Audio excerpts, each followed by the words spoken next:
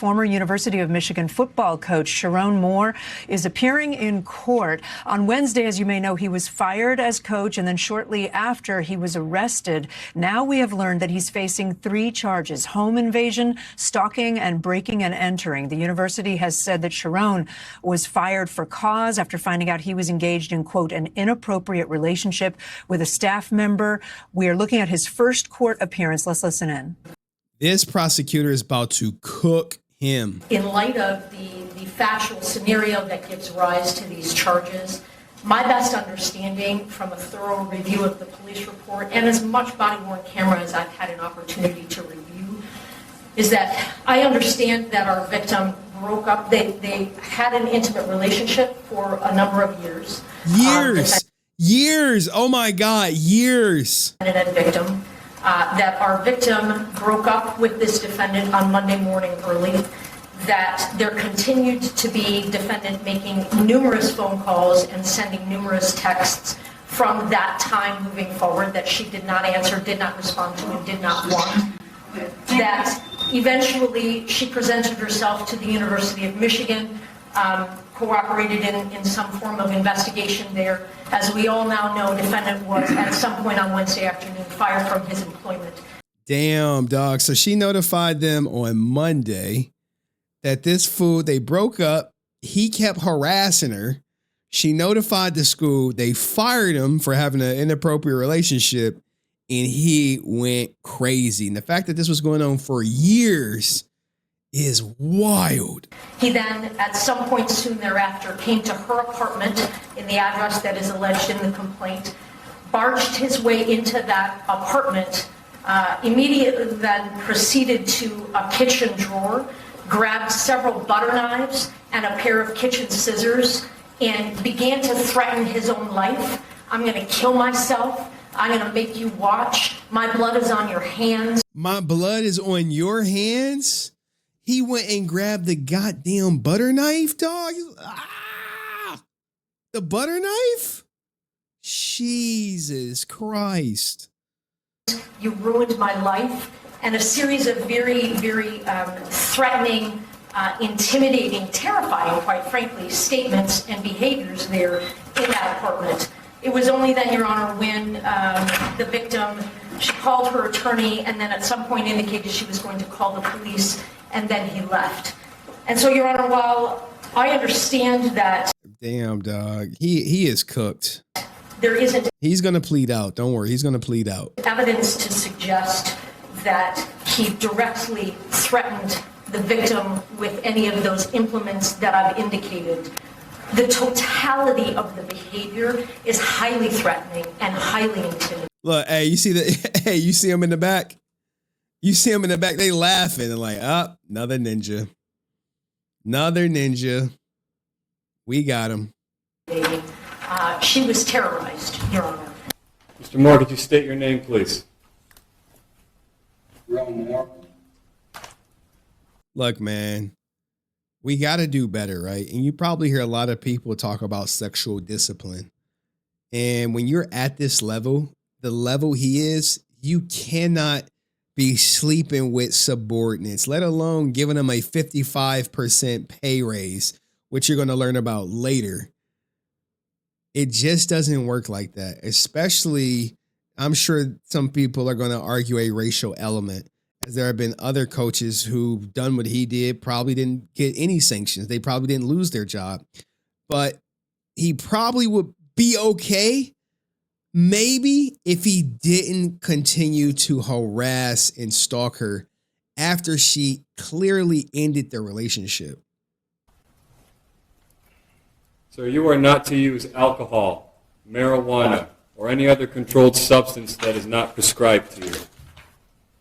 You are not to possess or purchase a firearm or any other dangerous weapon. You are not to engage in criminal conduct of any kind whatsoever. You may not leave the state of Michigan without permission of the court. Cooked. Prior to your release, you will be placed on a GPS tether. You will not be released before that GPS tether is placed upon you. You must continue all mental health treatment as a condition of your bond? Yeah, I mean, is the mental health treatment going to do anything? Did he just have a bad lapse in judgment? Or you think this is a prolonged pattern? He's going to do it again. I don't think he's going to do it again because he's not going to have an opportunity to. But his victim has 2 lawsuits to file. One against him for being a multimillionaire and causing her she has a slam dunk case for punitive damages for, was it the stress one? Extreme stress. I can't think of it off my head. And she has another one on the school. So she's about to get paid. Granted, she may not never work at this school again, but she's going to have that $5 million that they were going to pay him this year is likely going to go to her. The named victim in this case will not be placed on the record. You may not have contact with that individual. That means no calling, no writing, no video chatting, no texting, no emailing, or any other form of contact the human mind can possibly fathom. No one in the world thinks that this person is going to reach out to you. Should they do so, and again, no one thinks that they're going to, you may not reply in any form or fashion.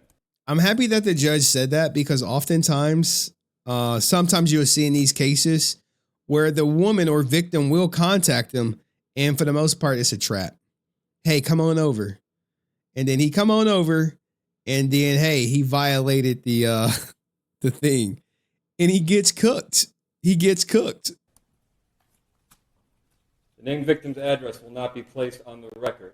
You may not go to that location for any reason whatsoever. Are we understood on the no contact and no go to, sir? Yes, Your Honor.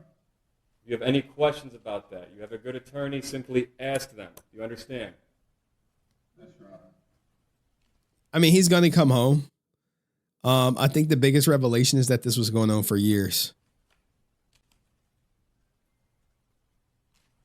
Sorry, the volume is a little low. It's not me. It's them. As requested by the prosecution's office. All right, so let's get into some of the revelations. But this is a lot of new information about this relationship that we didn't know before. Yeah.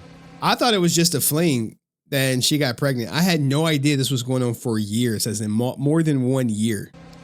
Absolutely, and it kind of backs up the timeline a little bit. You know, this all started, we were caught wind of this on Wednesday, of course, when we first heard from the university about his firing. But based on what the prosecution was saying, this is something that dates back to Monday, when apparently a relationship between the former coach of Michigan football and an unnamed woman, by design, an unnamed woman broke up. And now, look, they protecting her name and all that good stuff, but bro, her picture is everywhere, dog.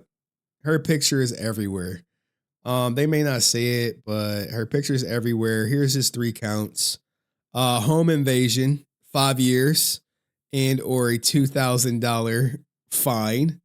Stalking, 1 year misdemeanor, and up to 5 years probation. Breaking and entering illegal entry without an owner's permission, domestic relationship. 90 days and or a $500 fine. So the most he is facing is 5 years for a home invasion, felony home invasion. Now, I'm sure he's going to plead this down and try to do whatever he can to get maybe the 5 years probation. He pleads to stalking and breaking and entering without owner's permission. And they delay his 1 year sentence in lieu of 5 years probation. But we will see in the end. In the end, though, his career is over. His career is over. Now, there have been like some people breaking down what he's been doing with his life. I guess he reached out to an OF model. Is that he texted her or he DM'd her. This is real? Yeah. Yeah. He DM'd her. And that was his girlfriend or the wife? This isn't neither. Oh, that's a fans page one. This is an OnlyFans. This isn't the side chick or the wife. She's making money. She is, but she's saying that he DM'd her during halftime of the. Bro is not focused. You and IG models DMs on halftime of the game. bro may have a problem. Game last week. You got to be kidding me. He That's won't what- even have his mind on the game. I mean, I don't know if the guy's going to come out and say that he had a sex addiction or whatever. That seems to be, what the case is whenever you see something like this. But He can't say anything to get his job back, can he? no. No, the job is done. job. You could ring a bell on that. That's donezo. Oh, no. He's not going to. I don't think he's going to be working and with kids for a long time. He hit her.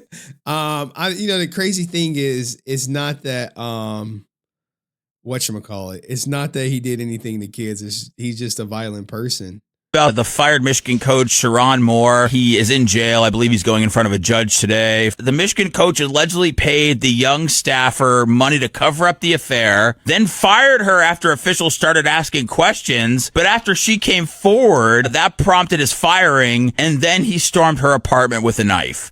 That's wild. The girl's 32. She was given a 55% raise last year. Said the university previously invested claims of his inappropriate relationship with a staffer, but he denied it. Also, the athletic director. Yo, this actually happened to me before. I was at I'm not going to say which company, but the boss started sleeping with one of his subordinates. Both were married at the time, too. Both were married. He started sleeping with her. Gave her a raise, updated her schedule to like a more favorable schedule. And then they both end up divorcing their spouses, living together, but the company ended up getting sued because he promoted her without like a interview. And she was making way more than everybody. He ended up getting fired. And then she eventually quit and they're like working together. They're still together. For Michigan has been fired. What people are saying now is that they knew about this for a while and they were waiting for the end of the season to decide what to do with the information. From what I heard from a big time alumni, is that it had nothing to do with that. They were just trying to get all their ducks in a row before they fired him, so they could fire him with cause. They didn't have their ducks in a row because they fired him without HR around. Damn, without HR?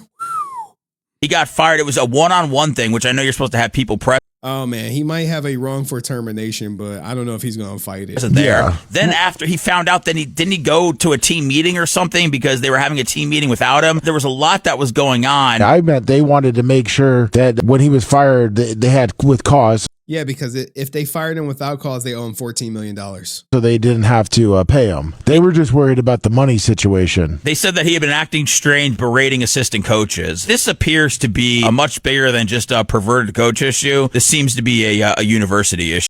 Ooh, they attacking the program now. I don't know, man. This guy has ruined his life. Divorce is loading. Civil lawsuits are loading. Potential jail time is on the horizon. His life is essentially ruined. All because one, she rejected his ass. And two, because he chose to mess with her in the first place. It's ultimately his fault. He should have never messed with this subordinate. I don't care how cute she is, dog. Get an escort. Or maybe be faithful to your wife. Bring her with you on tour or something. Anyway, what do you think about Sherrone Moore ruining his life? And I know people are going to say Snow Bunny did it, but this was all his own doing. Let me know what you think in the comment section. See you next video. Peace.